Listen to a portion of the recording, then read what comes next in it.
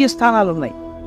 ఆ 8 సౌభాగ్య స్థానాల్ని పొరపాటున కూడా కాలుతో తొక్కడం కానీ, కాలు తగలడం కానీ, నోటితో నింద చేయడం కానీ, విమర్శించడం కానీ, తక్కువ చేసి మాట్లాడడం కానీ చేస్తే అటువంటి వారు ఉత్తర జన్మలయంలో అమ్మవారి యొక్క అనుగ్రహాన్ని కోల్పోతారు.